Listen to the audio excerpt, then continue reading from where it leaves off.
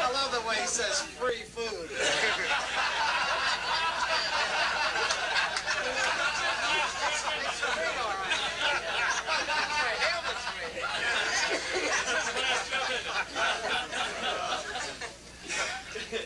When I asked different people to participate tonight, one of the ones I asked was Tony Byer. I said, Tony, you went through grade school with Jim. How about helping to roast Jim? And Tony said, well, let me think about it. So I said, okay. So Tony called me about a week later, and he said, Bob, he said, I've given it a lot of thought, but he said, I can't think of anything worth repeating about Jim.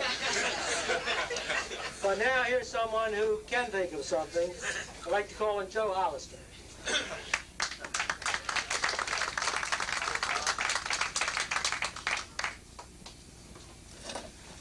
Jim, I've known you since I got out of high school in '42 with Willard.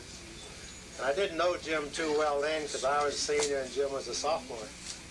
But I really got to know Jim very well in November, October of 1946.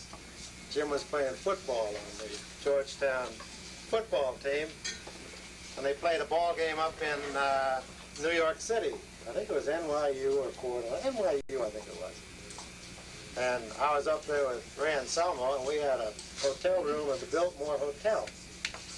And ran into Jim under the clock in the Biltmore after the game. And he said, Joe, he said, you staying here? I said, yeah. He said, well, Vic Bononis and I, we kind of missed the bus on the way back of the train. And, you know, can we stay with you? I said, sure.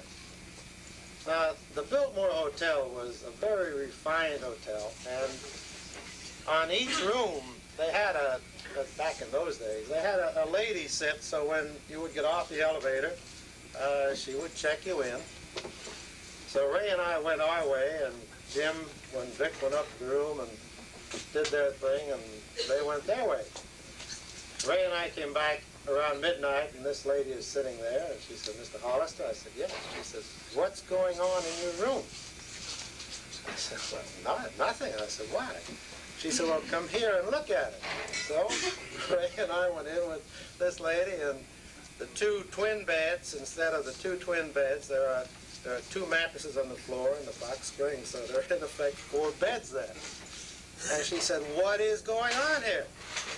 And I said, well, you know, we're in Georgetown, and we came up to the ball game, and a couple of the ball players stayed here, and I guess they asked if we could stay here that night.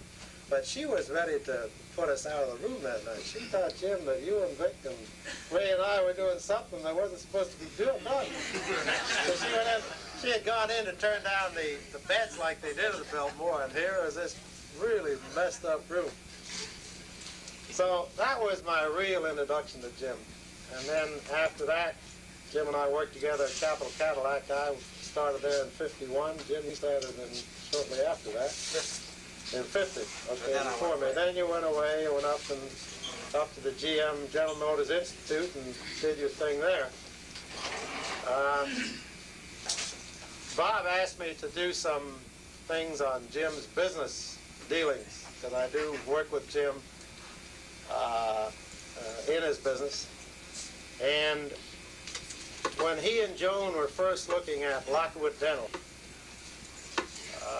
there just wasn't a snowball's chance in hell of the Nalls was buying Lockwood Dental. Lockwood Dental had been in business for 100 years, and Jim Nalls had been out of business for about 2 years. I think at that time he was doing the door-to-door thing, and he had something working down in some kind of deal. Anyway, you know, cash was tight. Cash was really short. And nothing changed, did it? Yeah, but Jim, back in those days, there wasn't any credit either. So, and the, you know, the best stories are the true stories. The first meeting that Jim and Joan had with Camille, what was the last name? Grimes. Camille Grimes. It was just nothing. What she wanted was just out of the question. And it took Joan how long? A year and a half before this thing was finally. I would see Jim and Joan at a football game. The boys were playing at Gonzaga, and I had a couple cousins or nephews at Good Counsel, and there'd be a couple of football games, we'd see him there and say, what's happening? Things are terrible, things are terrible. So finally, say it was a year and a half, and at the Gonzaga Good Counsel football game, Jim and Joan were really down. They said, Joe, there's just no way that, it's just not going to happen. And I was sold in the business, and I got to admit, I said, Jim, I said, if you have to go out and kiss Camille's ass at the middle of the Redskins-Giants game tomorrow, do it. Don't let that business get away.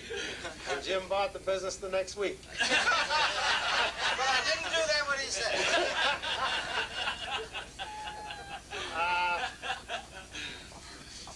I also hear that Jim is a good businessman and a farmer. He plows and he plants and he buys horses and cows and what have you. And the latest story I heard, he bought a couple of cows at 90 cents and sold them for 50 cents after fattening them up. So that's another item. A couple other things that I would rather. Well, I don't know if that'll do it. Jim, it's been a good business. Thank you. Great. I don't know if that story's true or not. I think it was my room and he paid. You never paid for anything in your life when you were in college.